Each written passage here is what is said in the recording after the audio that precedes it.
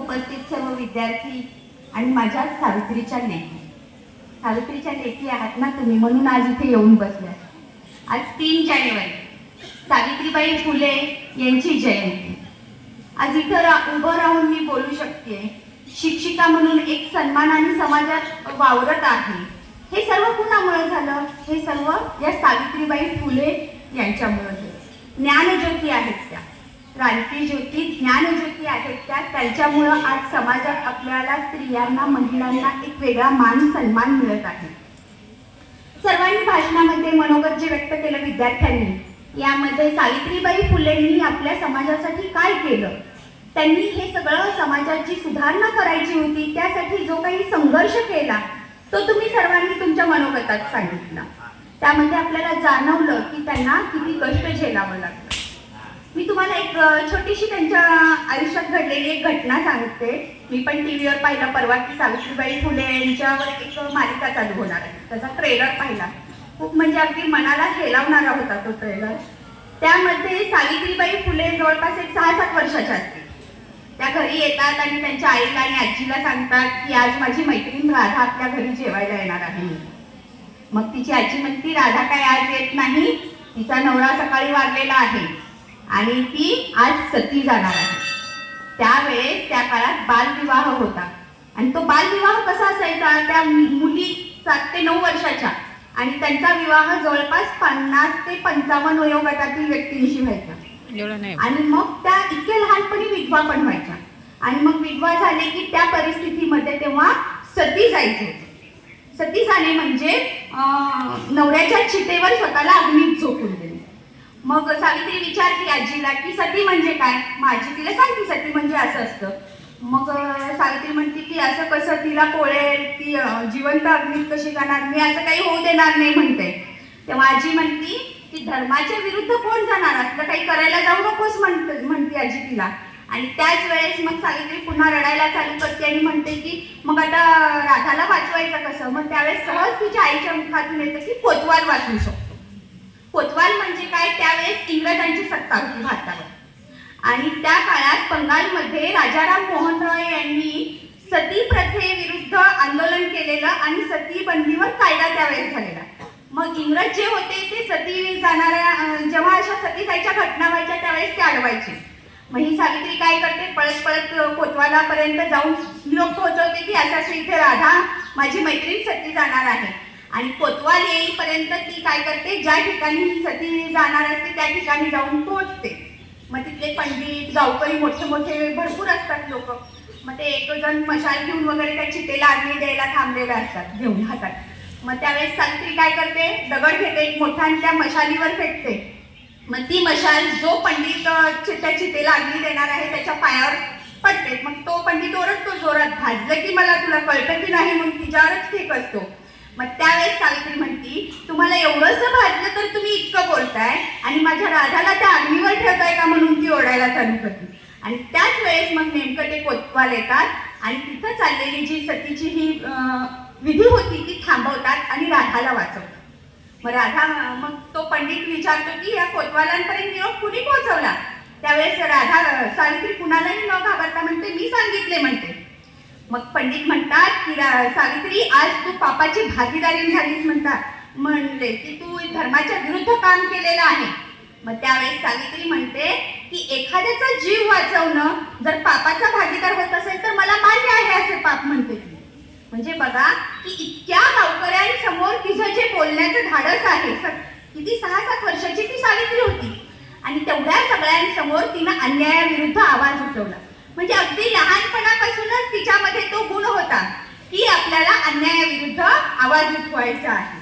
त्यानंतर वयाच्या 9व्या वर्षी सावित्रीचा विवाह महात्मा ज्योतिराव फुलेंशी झाला. त्यानंतर ज्योतिराव फुले सुद्धा अन्यायाविरुद्ध आवाज उठवणारेच होते. मग त्यांना सावित्रीबाई फुले मधील या गुणांचं लक्षात आलं की सावित्रीला सुद्धा अन्यायाला विरोध करते ती आणि तिच्यामध्ये शिकण्याची आवड आहे.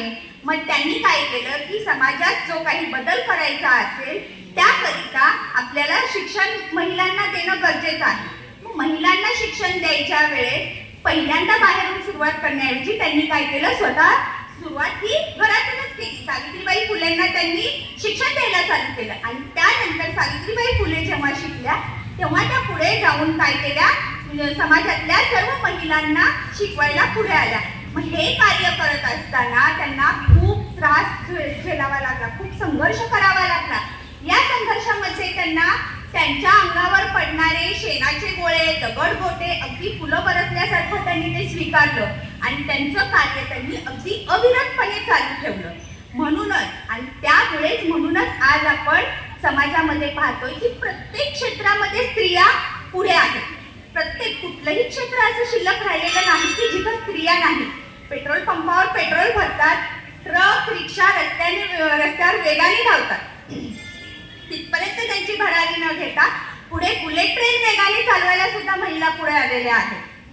जमिनीवरचा वेग संपवून पुढे अवकाशात त्यांनी झेप घेतलेली आहे. अंतराळवीर झालेल्या आहेत महिला. म्हणजे कुठलाच क्षेत्र शिल्लक आहे का? पंतप्रधान आहे, राष्ट्रपती आहे, वकील आहे, पोलीस आहे, बऱ्याच क्षेत्रामध्ये स्त्रिया या कार्यरत आहेत आणि अगदी निडरपणे काम करत आहेत. अगदी लांब जाऊन पाहायची काय गरज आहे? आम्ही इथं बसलेल्या महिला ज्या आहोत, आम्ही सुद्धा काही प्रत्येक संघर्षावर मात करूनच इथं येऊन पोहोचलेला आहोत.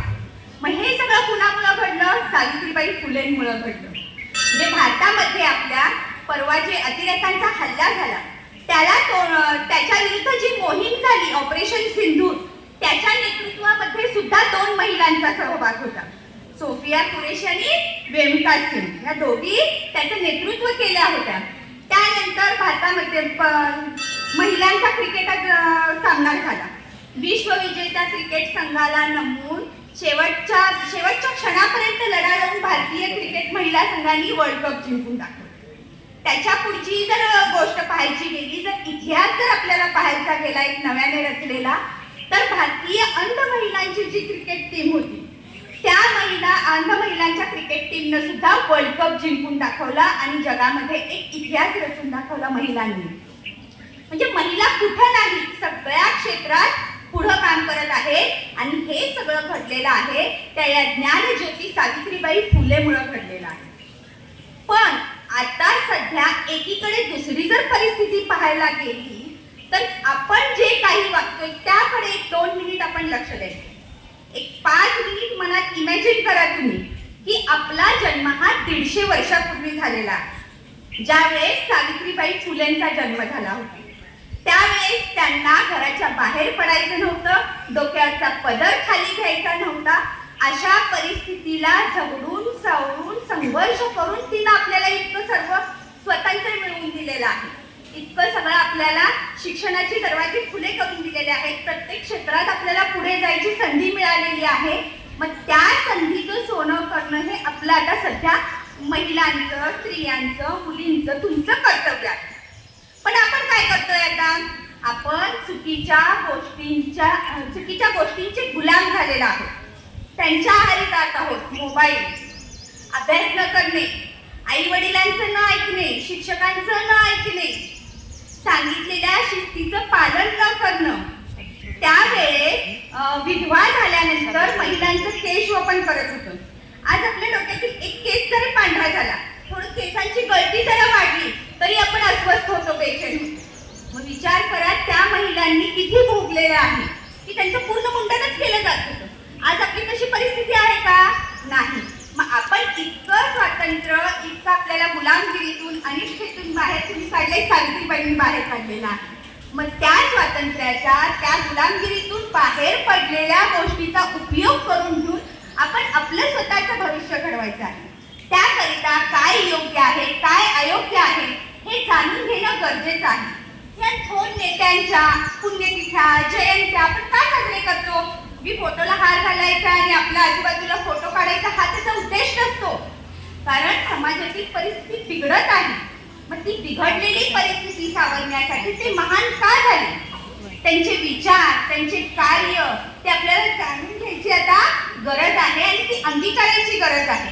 मगच त्यांनी केलेल्या कार्याचं काहीतरी फळ मिळेल आपल्याला आणि आपलं आयुष्य काहीतरी, आपलं जीवन सफल होईल आणि समाजात सुद्धा एक चांगली गोष्ट तयार होईल. आणि हे सगळं आपल्याच हातात आहे. मग आजचा दिवस जो आहे तो सावित्रीबाईंनी केलेला जो संघर्ष आहे तो आठवायचा आहे. त्यांनी जे आपल्याला दिलेलं आहे, त्यांच्यामुळे आपल्याला जे काही स्वातंत्र्य मिळालेलं आहे तो आपल्याला जाणून घ्यायचा आहे. आपल्या स्वतःमधील स्वाभिमान जागा करायचा आहे आणि प्रामाणिकपणे आयुष्याशी राहून आपल्यालाही आयुष्यात चांगलं काहीतरी बनवून दाखवायचं आहे. आजचा हा जो उद्देश आहे, हा आजच्या बालिका दिना दिवशी जर तुम्हाला समजलं, लक्षात आलं, तर तो काहीतरी आजचा दिवस साजरा केल्यासारखा होईल. मग आपण आता इतके म्हणजे तुम्ही सुज्ञ आहात की जेवढ्या तुम्हाला महिलांचे मी उदाहरण सांगितले तेवढ्यावर कुठेतरी तुमच्याही मनात आलंच असेल की आपणही इतकं मोठं आता होणं गरजेचं आहे. मग त्यासाठी आपल्यामध्ये काय बदल करायला पाहिजे हे आपण स्वतः ठरवायला पाहिजे. शेवटी इतकंच सांगते की महिलांनी म्हणजे आपण जी काही मुक्तपणे स्वप्न पाहत आहोत, आपण आता जी काही मुक्तपणे स्वप्न पाहत आहोत त्या स्वप्नांसाठी सावित्रीनं आपल्याला बळ दिलेलं आहे. त्या स्वप्नांसाठी सावित्रीनं आपल्याला बळ दिलेलं आहे. आपल्या हातातील लॅपटॉप आणि पेन मध्ये तिच्या संघर्षाचं रक्त सांडलेलं आहे. आपल्या हातातील लॅपटॉप आणि पेन मध्ये तिच्या संघर्षाचं रक्त सांडलेलं आहे. या गोष्टीची जाण आपण पदोपदी ठेवायची आहे आणि त्या पद्धतीनं आपण जर राहून आपल्या स्वतःला मिळालेलं, महिलांना, स्त्रियांना, मुलींना मिळालेलं जे स्वातंत्र्य आहे त्याचा व्यवस्थित योग्यरित्या उपयोग करून स्वतःचं आयुष्य उज्ज्वल करणे हेच तुमचं ध्येय तुम्ही ठेवलं पाहिजे. एवढं बोलून मी माझे 2 शब्द संपवते. मला बोलण्याची संधी दिली त्याबद्दल संयोजकांचे खूप खूप आभार. जय हिंद, जय महाराष्ट्र.